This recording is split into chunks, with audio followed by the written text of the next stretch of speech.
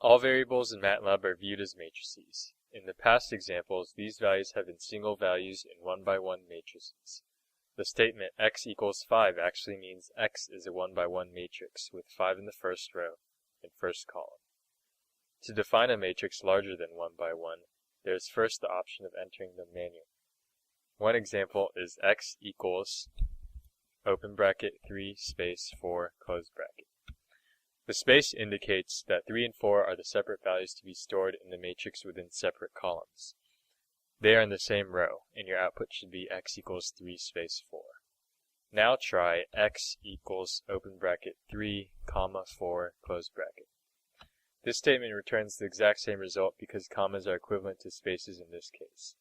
What we have just done is defined x as a row vector of size 1 by 2. That is, 1 row by 2 columns.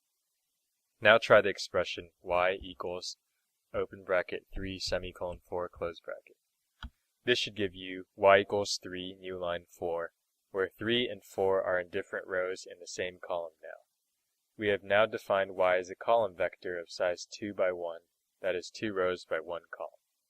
Now type size underscore x equals size parentheses x close parentheses. And do the same for y. Size underscore y equals size open parentheses y close parentheses. This stores the dimensions of matrix x in variable size underscore x. You may be wondering why size underscore x is a matrix.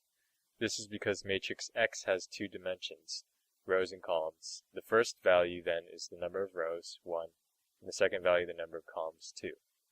This also applies to size y, and from these 2 examples we can see that MATLAB convention is row by column for dimensions. Another useful function is length, which gives the larger value of the 2 dimensions. For example, we can type length open parentheses x close parentheses, and we'll get the larger of the 2 dimensions, 2. Adding to this idea, we can also define bigger vector matrices through the use of the colon operator. The colon can be thought of as through. This will make more sense in the following example. Enter z equals 2 colon 1 colon 10 and hit enter. Notice that z is a row vector with the elements 2 through 10 incrementing by 1. In the expression, 2 represents the starting point of the sequence, 1 represents the step size of the sequence, and 10 represents the end of the sequence. Now try q equals 2 colon 10 and hit enter. Notice that it gives the same result, and this is because MATLAB by default chooses a step size of 1. Our statement also meant 2 through 10, but we did not say by how many, and therefore MATLAB defaulted this step size to 1.